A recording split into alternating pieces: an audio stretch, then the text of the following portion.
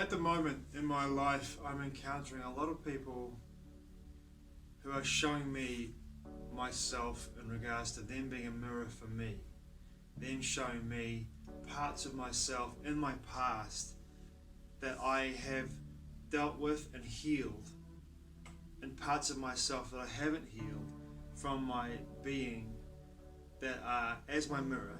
They show me parts of myself that I need to deal with now, and parts of my own shadow, parts of my subconscious, the parts of my beliefs, my patterns, my machinations, my thoughts that carry me through into a place where these people in my life, parts of myself, if you look at the nature of us all being one consciousness, are showing me the parts of myself that I need to heal, need to deal with.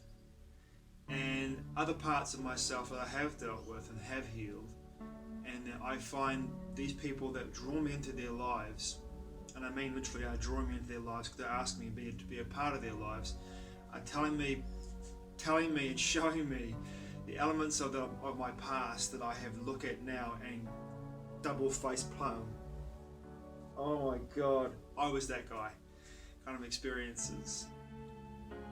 And to know that I've come full circle to a place where I know that I've healed through this trauma that I have experienced, and have now feel this sense of deep connection to divinity, and on the path of a greater connection to divinity through my daily practices and my daily rituals and my daily gratitude that I have for the experiences that are in my life and the experiences that I've had in my life.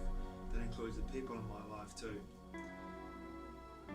I do feel this sense of greater understanding that this connection that I have to this divine force which moves through all of creation is guiding me stronger than ever because of this connection that I feel. Now, a lot of people in my life that I know and have spent time with lately who have pulled me into their lives for me to help them to move through, or for me to listen more importantly, but also help them move through their own personal traumas.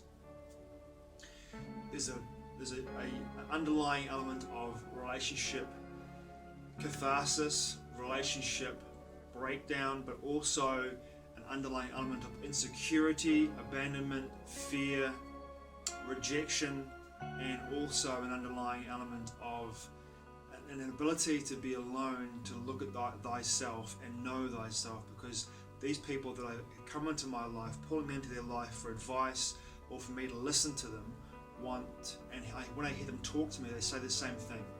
They say basically that they've always been in relationships, they've never been single, they struggle to be alone, they feel bored or they feel afraid when they're alone and they're not doing something.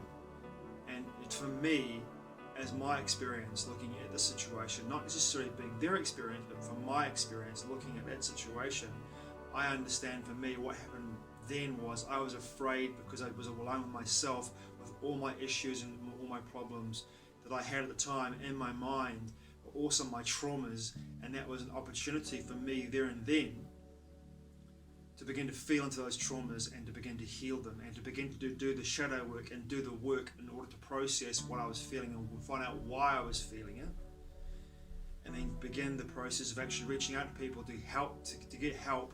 And in the end, I did reach out to somebody, a counsellor called Jerry Bassey here in Wellington, who helped me through some enormous traumas and took me to a place of enormous revelation shifts. And then May Sahar, a couples counsellor in 2019, who helped me get over the line with a number of issues that I hadn't dealt with, and to also pull back the curtain for me in regards to understanding some traumas that I hadn't actually noticed in my life. Like, for example, the one big one for me was I never felt safe in relationships due to the nature of my childhood traumas, where I felt rejected, abandoned, unloved, unheard, and often heard. When I was heard, I was beaten, or I was verbally abused by my father. So for me to come to this place where I began to understand this, I'd never felt safe in relationships, gave me the precedent that I actually had gone through my entire life of sabotaging my connections to beautiful, intimate, wonderful, powerful, graceful, gorgeous woman that came into my life. And every single relationship that I had, almost all of them, in some form, I would sabotage those relationships out of fear of being unsafe in that connection. And it was the biggest revelation of my entire intimate relationship experiences. It was so massive. The curtain was pulled back and I saw that for the first time. And now I feel completely safe in my relationships with women. And of course, interpersonal relationships. Not that I've had one in 2 years, but I do feel safe in my connection to source, to a divine connection, to the energy around me, to source energy itself. Now I see with these other people in my life that have come into my life that are looking for me to hear them, looking to me for advice. I tell them quite simply, in my experience, I'm not telling anyone how to live their life. It's not what I do. But in my experience, the best thing you can possibly do, if there's no compatibility in that connection, is to let it go. And if you feel as though they're triggering you or you're triggering them, it's a wonderful opportunity for deep personal growth. And spending time alone, but also getting the help that you might need in order to get over the line or get the tools. You know, for me, the counsellor that I had for 4 months, 5 months was enormous in regards to me telling what I experienced and him being a mirror for me to show me that my own experience is very different to the ones in my head. You know, I was filtering it through a system where I've been with someone for 2 years who was gaslighting me constantly, and I didn't see that. I couldn't see that. I didn't understand what it even meant. That she was projecting out onto me her levels, her traumas onto me, and then therefore by doing that, it's making me feel insecure, me feeling rejected, me feeling unsafe. But I don't, and in the situation, I don't blame people for this. And in regards to trauma bonding, this is an opportunity for her and I to heal on deep levels. Many levels we did heal together, which was an amazing experience. And it only brought me closer to her, and my love for her was vast, immeasurable, and infinite because of it. And it still is. So, the one thing I did say in regards to the connection with these people, in regards to their previous partners, and of course their situation now, when they're reaching out to every possible avenue to try and find a mate to fill the space in their life, was to forget that. Stop, and feel into how you actually really feel. Why do you feel this way? What's going on for you? Don't look for ways to distract yourself. Find out why you actually feel this way. And if you need to get the help, then get the help from someone, a professional, that can help bring out that in you, so you can actually acknowledge this and experience it. And part of my journey on this experience of knowing this was connecting once again to my divinity. And it's all very well, words are cheap to say, I am a spiritual being having a human experience. I'm an eternal spiritual being having a human experience. But words are cheap unless there's a true feeling behind that, and an understanding behind that, and a reality of knowing that empirically. So for me, my process of learning natural law is understanding my place in creation. And my place in creation is beneath the Creator. The two maxims of common law are love thy Creator and love thy neighbour. It's quite simple. It's quite simple because they are one and the same thing. The same force, the God force, the source energy moves through God and through everything else. So you are only looking at parts of yourself incarnate into lenses we call human bodies, and those lenses focus the attention of God to experience reality. So corporations and the public agencies all come below you, and knowing that in my teachings and my learnings of common law, natural law, understanding that has only elevated me to a place where I feel that divinity. But also, for me, I also feel as an empath as well when I'm around people that are having these experiences where they feel this way of a sense of emptiness, a sense of fear of being alone, and I hear them. It kind of chips away at my boundaries a little bit, and it brings me to a place where I feel I need to pull away and recoup, because energetically it takes a lot of my energy to hold space with people who don't, when you talk to them and tell them and ask them to hear you, and they're not hearing you, they go through the same loop over and over and over and over and over again. It gets really fucking tiring, you know. And You can lead a horse to water, but you can't make it drink. And for me, the whole idea is when I have these situations where I feel this, I pull away. I go to nature and I feel held.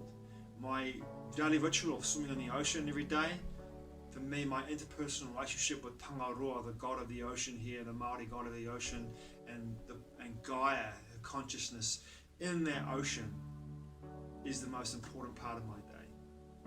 I feel held. I feel nurtured. I feel healed in that space. My interpersonal relationship there fills ticks all my boxes in regards to my connection from my heart to connect with the divinity and the source. It's very important for me to have that connection.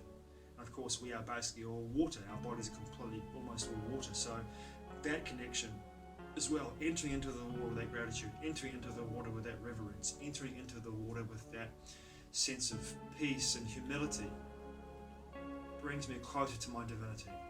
And that heals me and rejuvenates me. It's a very important part of my day.